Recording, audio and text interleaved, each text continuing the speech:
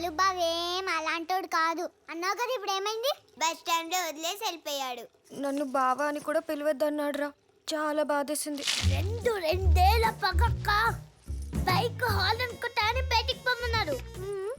సుబ్రహ్మణ్యం ఎంత మంచి పేరు అక్క నాది. నన్ను నైన్త్ ర్యాంక్ పిలుస్తాడా?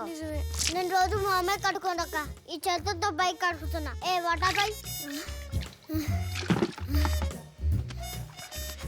ఇలా ఉన్నానక్క. ఇప్పుడు ఇలాగైపోయాను. నా బట్టలన్నీ ఇప్పుడు ఆడేసుకుంటున్నాడు అక్క.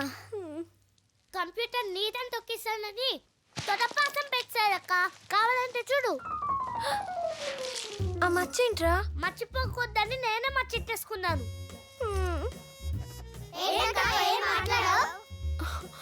రేపు నాకు ల్యాబ్ ఉందిరా.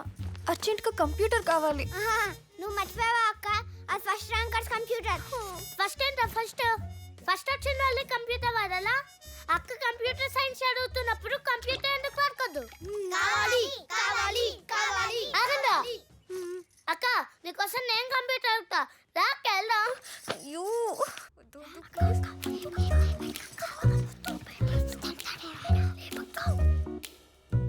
తప్పుకోండి అక్క, నేను లేపుతా. 2 + 3 = 4. కాదు 5. ఏంటి డౌట్ బావా. యాక్చువల్గా x = 2 ఇచ్చాడు బావా. ఆ తర్వాత y = 3 ఇచ్చాడు. ఈ x = 2ని ఈ ఈక్వేషన్లో సబ్స్టిట్యూట్ చేస్తే నువ్వే చెప్పు బావా.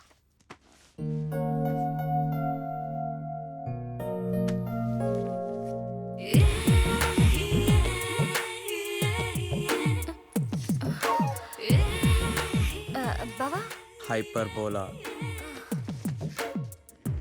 అది సర్కిల్ కదా. సెంటర్. ఏ అంటే నాభికి శీర్షానికి మధ్య దూరం కదా. తెలుగు మీడియమా? చదవలేదా? చదవరు. మీ అమ్మాయిలు ఎందుకు చదువుకోవాలి? ఎవడో ఒకటి రాత్రి పగలు కష్టపడి చదువుకొని జాబ్ సంపాదిస్తే మీరు ఆయన పెళ్లి చేసుకుంటారు. ఆటి కష్టాన్ని మీరు ఎంజాయ్ చేస్తారు.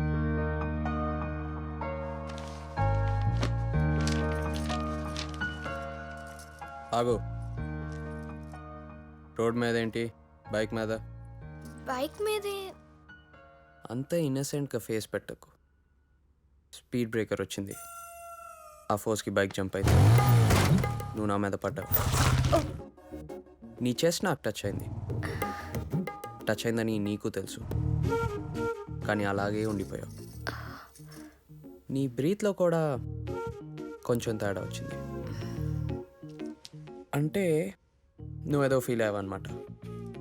This is called infatuation. According to frat psychology, infatuation is only an attraction between male and female and is a state of being completely carried away by unreasoned passion, foolishly extravagant feeling and unappreciated, often completely unwarranted emotion. నేను mature కాబట్టి సరిపోయింది. వేరే వాళ్ళైతే వేరేలా advantage తీసుకునేవాళ్ళు. మీరు చిన్నపిల్లలు చూసుకోవద్దు. ఎలా వెలో పెన్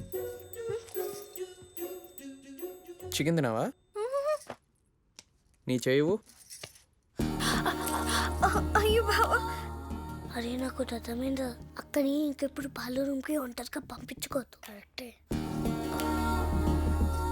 ఓ